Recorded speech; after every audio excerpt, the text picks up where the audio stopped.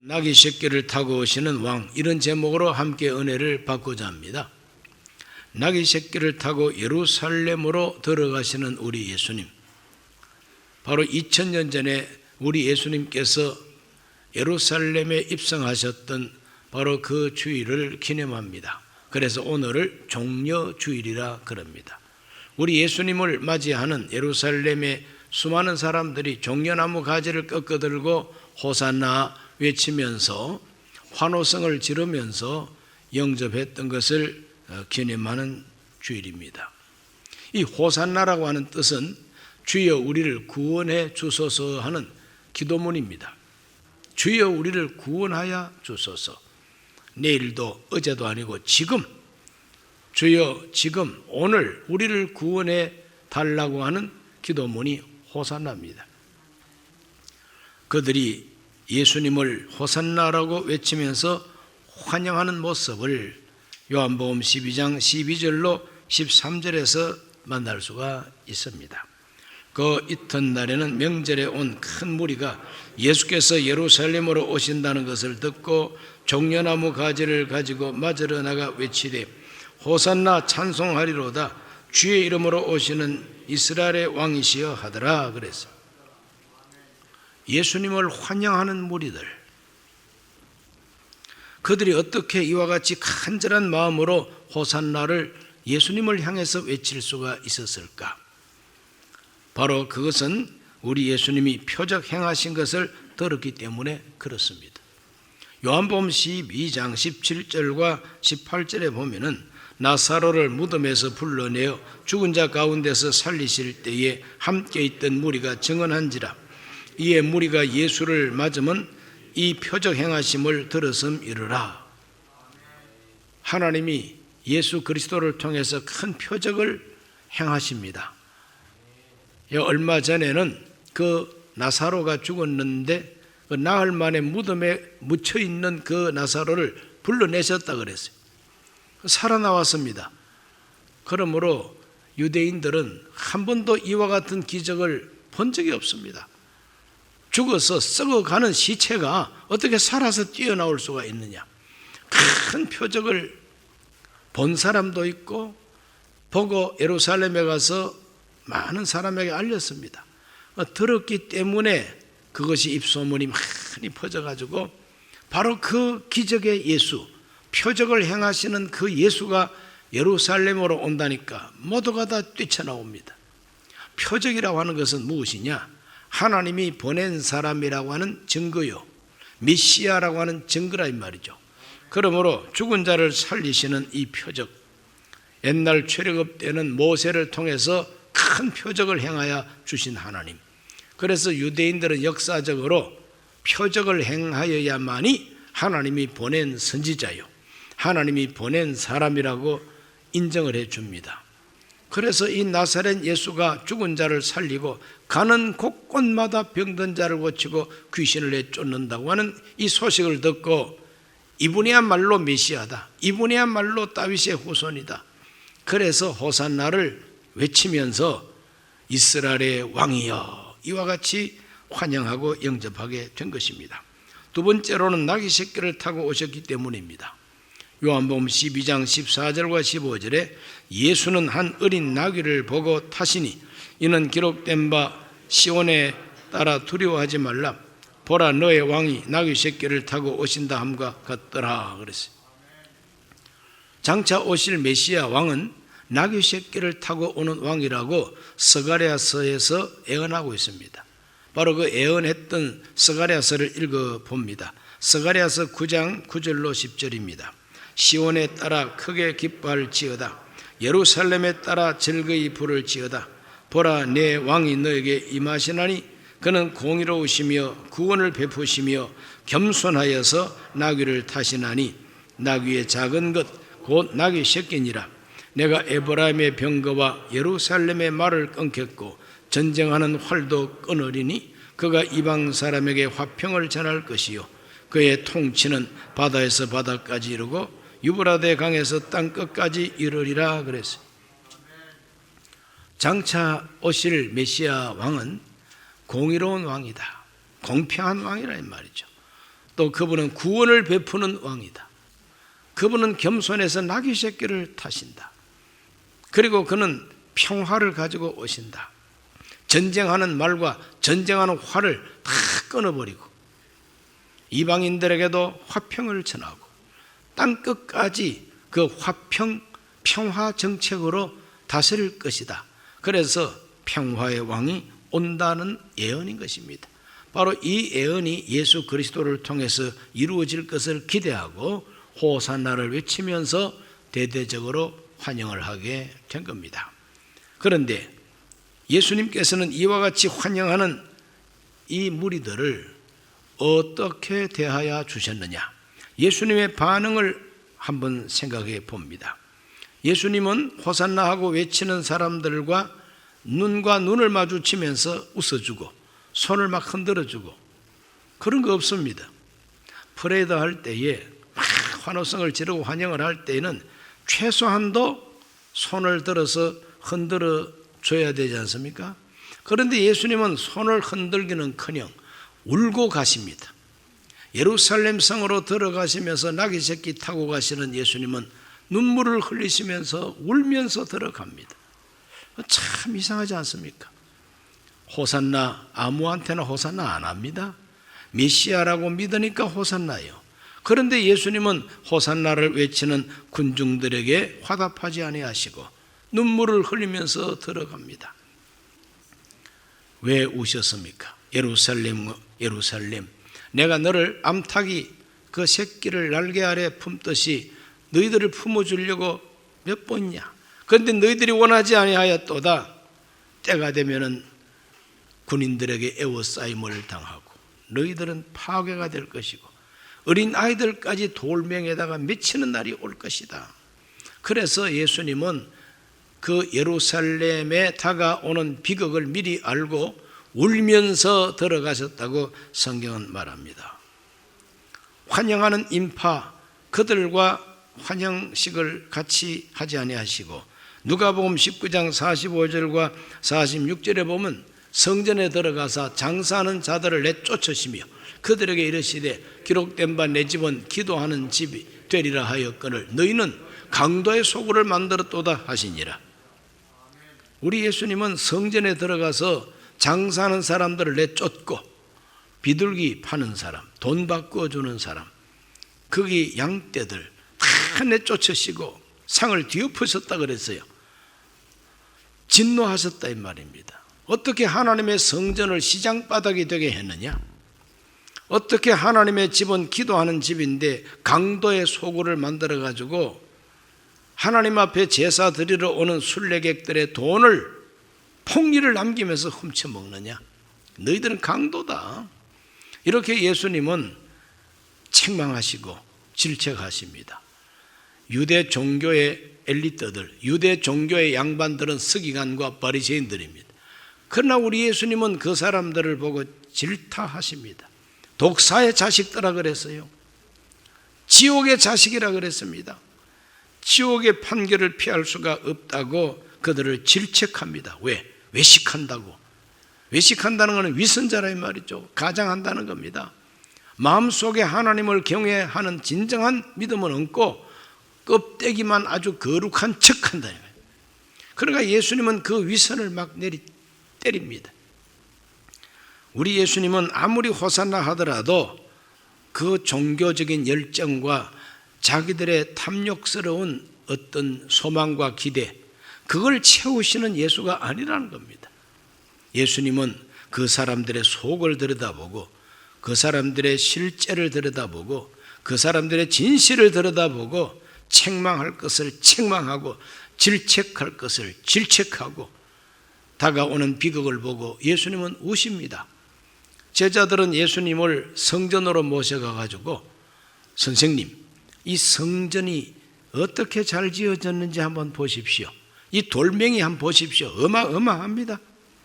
예수님 당시에 제자들이 성전의 돌멩이를 자랑했던 것처럼 요즘도 예루살렘에 여행을 가보면 그 성전산 서쪽 벽이 아직까지 남아있어요. 왜 서쪽에 벽을 쌓았느냐 하면은 비탈진 산이니까 거기에 벽을 든든히 쌓아가지고 그 위에 평지로 만들어야 성전을 널찍하게 건축할 수가 있지 않습니까? 그래서 축대라고 볼 수가 있어요. 무너지지 말라고 하는 축대인데 그 돌이 진짜 어마어마합니다. 이런 돌을 어떻게 옮겨왔을까? 참 신기하고 놀랍습니다. 그런 엄청난 돌들이 벽을 이루고 있습니다. 그러나 우리 예수님은 그 성전을 건축한 돌 보고 감동하지를 않습니다. 화려하게 꾸민 인테리어를 보고 감동하지를 않습니다. 야, 참 멋있다 이런 소리가 없어요. 예수님은 오히려 너희들이 이 돌들을 보느냐? 돌 하나도 돌 위에 남기지 아니하고 다 무너지리라. 예루살렘이 포위가 되고 군인들이 에워쌀 것이다. 그때 너희들은 빨리 산으로 도망가라고 종말을 예언하고 계신 것입니다. 제자들은 돌 자랑했다가 성전 자랑했다가 머쓱합니다. 우리 선생님이 하시는 말씀 아주 무시무시한 말씀을 하신다. 우리 예수님은 종말을 예언하십니다. 그러므로 우리 예수님은 기대하고 부르짖는 그 군중들의 감정과 그들의 기대에 호응하지 아니하시고 진실만 말씀하고 계신 것입니다. 마침내 예수님은 제사장들에게 체포를 당하시고 재판을 받는데 변호사도 사지 않습니다. 내가 죄 없다는 걸 증거하기 위해서 증인도 세우지를 않습니다. 막 예수님을 불법 재판을 하고 온갖 거짓 증인들이 와서 막 거짓말을 해도 아무 말도 안 하시고 예수님은 침묵을 지키십니다. 나중에는 빌라도가 마지막 선고할 때에 호산나를 외쳤던 수많은 사람들 중에 많은 사람들이 예수님을 십자가에 못 박아 죽이라고 외치는 장면을 봅니다. 요한복음 19장 14절에서 16절입니다. 이날은 6월절의 준비일이요 때는 제6시라. 빌라도가 유대인들에게 이르되 보라 너희 왕이로다. 그들이 소리 지르되 없이하소서 없이하소서 그를 십자가에 못 박게 하소서. 빌라도가 이르되 내가 너희 왕을 십자가에 못 박으랴? 대제사장들이 대답하되 가이사 외에는 우리에게 왕이 없나이다 하니 이에 예수를 십자가에 못 박도록 그들에게 넘겨주니라. 로마 총독 빌라도는 예수님이 죄 없다는 걸 알고 석방하고 싶었습니다. 그러나 대제사장과 그 대제사장들에게 돈 받고 선동된 이 군중들, 이 무리들은 막무가내로 십자가에 못 박아라는 겁니다. 너희들의 왕이 아니냐? 내가 어떻게 유대인의 왕을 못 박겠느냐 했더니 우리한테는 왕이 없나이다. 로마 황제, 즉 가이사만 우리의 왕이지 아무도 왕이 아니라는 거예요. 그러니 대제사장과 유대인들은 로마에 아부하고 있는 겁니다. 그냥 로마에 아부하고 있어요. 이렇게 예수님을 내던져 버리는 군중들을 발견하게 됩니다. 예수님 제자들까지 예수님이 십자가에 못 박힐 때 다 도망갔습니다. 예수님을 떠났습니다. 그러므로 십자가에 못 박히시는 예수 그리스도의 고난은 아무도 환영하지 않았습니다. 제자들도 다 떠났습니다. 홀로 외롭게 고독하게 혼자서 예수님은 십자가에 쓴 잔을 마시고 마침내 요한복음 19장 30절에 보면은 예수께서 신포도주를 받으신 후에 이르시되 다 이루었다 하시고 머리를 숙이니 영혼이 떠나가시니라. 우리 예수님은 죽는 순간까지 뭔가 이루고 계셨어요. 뭔가 이루고 계셨어요. 내가 다 이루었다 하시고 우리 주님은 운명하게 됩니다. 아무도 모르는 누구도 상상도 못했던 일을 십자가에서 예수님은 다 이루신 것입니다. 그렇게 예수님은 고난을 받으시고 수많은 군중들 무리들은 호산나를 외쳤지만 예수님은 그 호산나를 이루어 주기 위해서 십자가에서 이루어야 할 일을 다 이루었다는 겁니다. 그 고난 받으신 주님은 부활하셔서 진짜 평화의 왕이 되셨습니다. 평화의 왕으로 찾아오셨습니다. 나귀 새끼를 타고 입성하신 것은 쇼한 것이 아닙니다. 내 폼이 어때? 이라고 쇼한 게 아닙니다. 우리 예수님께서 나귀 새끼를 타고 예루살렘에 입성한 것은 선지자로 하신 말씀을 이루기 위함이요. 그 선지자로 하신 말씀이 뭡니까? 전쟁하는 활을 꺾어버리고 말을 폐하여 버리고 온 땅에 평화가 정착되게 하고 평화를 가지고 온 세상을 다스릴 왕이 바로 장차 올 메시아라고 스가랴가 예언했는데, 예수님은 나귀 새끼를 타고 입성함으로 내가 바로 그 메시아라고 하는 걸 증언하고 계신 것입니다. 그 메시아이심을 완성하기 위하여 호산나를 이루기 위해서 십자가에서 예수님은 우리를 위해서 대신 고난을 받으신 것입니다. 죄를 용서하기 위한 속죄 제물이 되신 것입니다. 저주를 책임지고 십자가 나무에서 저주를 대신 받으신 것입니다. 그것이 바로 주님 혼자서 이루신 거룩한 공로가 되는 것입니다. 아무도 이해를 못하고 기대를 하지 않았지만 주님 홀로, 아무도 박수를 안 쳐줘도 예수님은 홀로 고독하게 하나님께서 주신 사명을 다 이루신 것입니다. 그 결과로 부활하신 예수님은 제자들을 찾아오셔서 그들에게 무엇을 주십니까? 요한복음 20장 19절로 20절 말씀. 이날 곧 안식 후 첫날 저녁 때 제자들이 유대인들을 두려워하여 모인 곳에 문들을 닫았더니 예수께서 오사 가운데 서서 이르시되 너희에게 평강이 있을지어다. 이 말씀을 하시고 손과 옆구리를 보이시니 제자들이 주를 보고 기뻐하더라. 부활하신 예수님이 제자들을 찾아오셔서 제일 먼저 주신 것이 뭐냐? 너희에게 평강이 있을지어다. 평강을 주시는 예수님, 진짜 평강을 주시는 예수님. 그 평강은 어떤 평강이냐? 하나님과 더불어 누리는 평강입니다.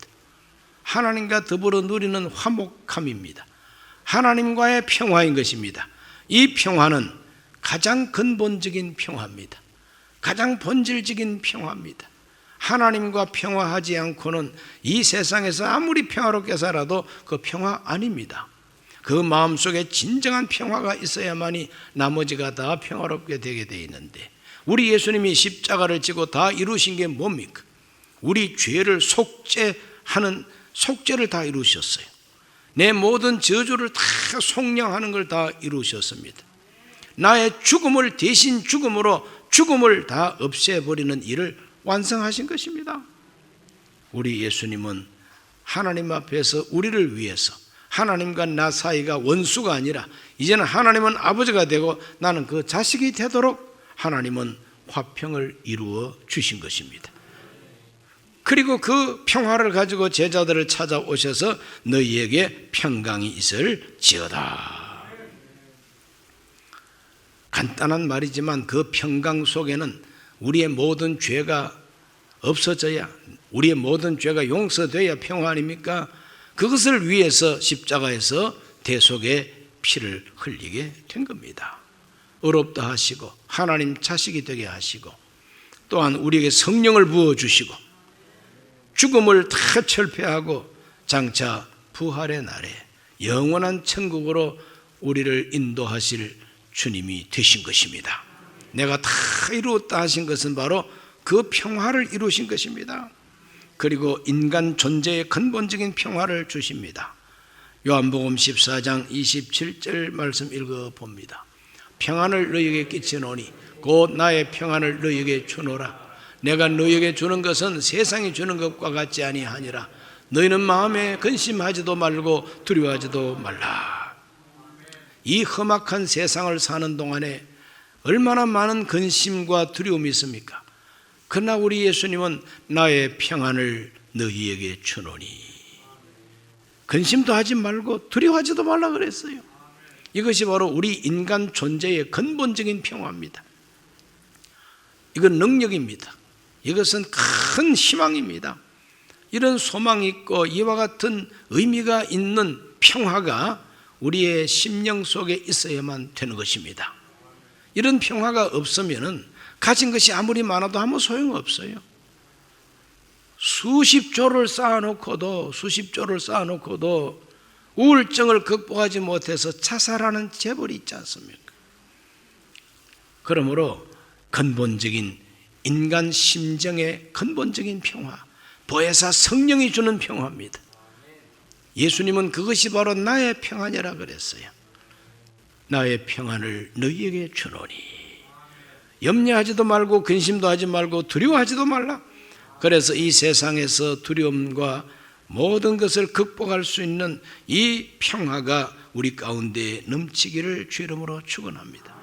그런 사람들이 이 세상을 살아갈 때 빛과 소금이 돼가지고 자기가 살아가는 그 환경, 정치하는 사람은 정치계에서, 예술하는 사람은 예술계에서, 학문하는 사람은 학문계에서, 기술을 짜는 자기 기술 현장에서, 노동자는 노동의 현장에서 무엇이 하나님 뜻이냐, 어떻게 하는 것이 하나님께 영광이냐, 그걸 추구하면서 살아가면 바로 그 사람들 때문에 이 세상에는 평화가 이루어진다는 겁니다. 이것이 우리 예수님께서 이루시는 평화입니다.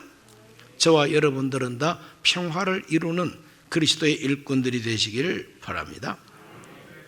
종당의 우리 예수님은 마지막 최후의 영원한 평화의 왕으로 임하실 것을 약속하고 계십니다. 마태복음 24장 30절에서 31절 읽어봅니다. 그때 인자의 징조가 하늘에서 보이겠고 그때 땅의 모든 족속들이 통곡하며 그들이 인자가 구름을 타고 능력과 큰 영광으로 오는 것을 보리라. 그가 큰 나팔 소리와 함께 천사들을 보내리니 그들이 그의 택하신 자들을 하늘 이 끝에서 저 끝까지 사방에서 모으리라. 이게 무슨 예언의 말씀이냐 하면은 마지막에 종말에 우리 예수님께서 저 하늘 공중에 재림하고 땅 끝까지 자기의 천사를 보내어서 택한 자들을 다 모은다 그랬어요. 그렇게 사람들을 모아가지고 어디로 데려갈 것이냐? 요한계시록 21장 1, 2절을 읽어보면은 또 내가 새 하늘과 새 땅을 보니 처음 하늘과 처음 땅이 없어졌고 바다도 다시 있지 않더라. 또 내가 보매 거룩한 성 새 예루살렘이 하나님께로부터 하늘에서 내려오니 그 준비한 것이 신부가 남편을 위하여 탄장한 것 같더라 그랬어. 새 예루살렘, 하늘에서 내려오는 새 예루살렘, 새 하늘과 새 땅, 바로 그것이 평화의 왕이신, 영원한 평화의 왕이신 우리 예수님이 다스리는 도성이라는 것이죠. 그 거룩한 성이 우리를 위해서 예비되었습니다. 2000년 전에는 아주 썩어 빠진 사람들이 우글거리는 그 예루살렘 성으로 예수님이 입성하셨어요. 그래서 사람들이 호산나를 외쳐도 우리 예수님은 기쁨으로 손도 흔들어 주지 않습니다. 그 예루살렘 말고 새 하늘과 새 땅에 이루어지는 새 예루살렘 성을 바라보면서 내가 바로 그 새 예루살렘 성의 왕이야. 나를 믿는 내가 택한 사람들을 땅 끝에 있어도 다 불러 모아가지고 이 성에 들어가서 살게 하겠다는 것이 예수님의 약속입니다. 그 평화가 어떤 평화이냐? 계시록 21장 3, 4절을 읽어봅니다.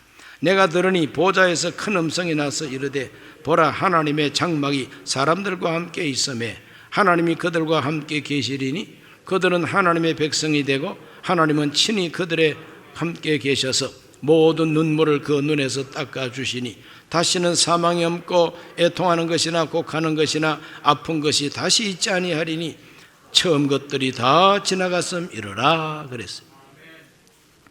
무엇이 평화냐? 아무 일도 없는 게 평화가 아닙니다. 그냥 뭐 종이 조각에다가 평화 조약 매는다고 그거 평화 아닙니다. 하나님이 함께 하시는 게 평화예요. 하나님이 함께 해주시는 게 평화예요. 모든 눈물을 그 눈에서 닦아주시는 것이 평화입니다. 모든 눈물을 닦아준다. 이것은 모든 원수를 다 갚아주고 다시 울 일이 없게 해준다는 겁니다. 사망이 없습니다. 애통하는 것이 없고 곡하는 것이 없고 어둠이 없습니다. 항상 하나님의 영광이 환하게 비칩니다. 바로 그 동네가 저와 여러분이 가서 살아야 하는 새 예루살렘 성이라고 계시록은 말하고 있습니다. 그 예루살렘 성의 성주, 주인이 누구냐? 우리 예수님이십니다. 평화의 왕이십니다. 그 평화의 왕이신 예수가 그 평화의 마을 예루살렘이라고 하는 그 뜻이 바로 평화마을이라는 뜻입니다. 평화마을, 진정한 평화마을은 주 예수님이 이루어 주실 새하늘과 새 땅인 것입니다. 그 영원한 평화를 누리게 되시기 바랍니다. 누가 그 성에 들어가느냐? 누가 하나님이 택한 사람이냐? 요한계시록 21장 27절에 무엇이든지 속된 것이나 가정한 일 또는 거짓말하는 자는 결코 그리로 들어가지 못하되 오직 어린 양의 생명책에 기록된 자들만 들어가리라. 어린 양의 생명책에 그 이름이 기록된 사람들만 들어간다 그랬어요. 이 만자가 참 중요합니다. 이름이 기록된 사람들만 들어갑니다. 토시 하나 틀려도 안 됩니다. 그러므로 우리 모두는 우리 이름이 하나님의 아들 예수 그리스도의 생명책에 기록이 됐는가 얼마나 궁금합니까? 어떤 신비주의자들은 자기가 기도하면 그거 알 수 있다고 그러는데 순 거짓말입니다. 성경을 보십시오. 거짓말하는 자는 결코 못 들어간다 그러잖아요. 그렇죠? 거짓말하면 못 들어가는 거예요. 오늘 그러므로 저와 여러분은 거짓말하지 말고 살아야 될 것입니다. 누가 그 책에 이름이 기록되느냐? 회개하고 내가 죄인인 걸 인정하고 하나님이 나 같은 죄인을 위해서 십자가에서 내 모든 죄를 용서하기 위하여 고난받으셨다는 것을 믿고 마음에 모시고 사는 사람이 그 사람이 바로 이름이 기록되는 사람이죠. 그분이 부활하셔서 지금도 나를 이끌고 계시고 성령을 부어주고 계신다는 걸 믿고 그분이 나한테 시키는 심부름이 있다는 걸 알고 어떻게 하든지 육체로 사는 동안에 하나님이 내게 주시는 심부름 잘하다가 내가 하나님 만나야 되겠다 이 마음 가지고 살아가는 사람들이 생명책에 이름이 기록된 사람이요 영원한 평화의 마을 신천 신지 새 예루살렘 성에 들어갈 사람들이다 이 말이죠. 영원한 평화의 왕 우리 예수님은 이 땅 위에 전쟁도 다 없이 하고 공의롭게 세상을 통치하시고 구원으로 세상을 통치하시고 겸손하셔서 평화의 왕으로 우리를 다스려 주신다고 성경은 말하고 있습니다. 호산나를 외쳤던 그들은 예수 그리스도가 주시는 진정한 평화를 맛보지 못하고 다 죽었습니다. 그러나 저와 여러분은 하나님 앞에 호산나를 외치고 진정한 응답을 우리가 받아야만 되겠습니다. 지금 우리 예수님은 참 평화의 왕이 되시고 제자들에게 평강 주신 것처럼 우리에게도 평강을 주시고 제자들 마음속에 예수의 평안을 주신 것처럼 성령으로 우리에게도 평안을 주시고 종말의 때에 하나님은 우리를 영원한 새 하늘과 새 땅, 새 예루살렘 성으로 인도해 주십니다. 기도합니다. 살아계신 아버지 하나님, 오늘 우리 예수님께서 예루살렘에 나귀 새끼를 타고 입성하셨던 걸 기념하는 종려주일입니다. 우리가 뜻없이 호산나 외치지 말게 하여 주옵시고 진실한 믿음으로 주를 향해서 도움을 요청하고 구원을 요청하고 참 평강의 왕이신 예수 그리스도가 주시는 평안을 얻게 해 주시옵시고 내 마음속 깊은 곳에 두려워하지 아니하고 근심하지 않는 평안을 얻게 하여 주옵시며 영원한 하나님 나라에 들어가게 해 주옵소서. 예수님 이름으로 기도하옵나이다. 아멘. 잠시 고개를 숙입니다. 오늘 처음으로 교회에 나오신 분 계시면은 그 자리에 일어나셔서 예수님을 영접하고 평화마을의 주인공들이 되시기를 바랍니다. 어디서든지 이 영상으로 말씀을 경청하신 분들 중에 예수님을 영접하기를 원하시는 분들도 이 기도를 함께 하시기를 바랍니다. 하나님 아버지, 저는 죄인입니다. 어디에서 와서 왜 살며 어디로 가는지 알지 못하고 죄 가운데 살았습니다. 저의 죄를 위하여 십자가에서 죽으시고 부활하신 예수님을 제 구주로 모셔드립니다. 저는 하나님의 자녀가 되었습니다. 지금부터 영원토록 주님과 함께 살겠습니다. 예수님 이름으로 기도드립니다. 아멘. 예수님을 영접하신 분들을 환영합니다. 할렐루야.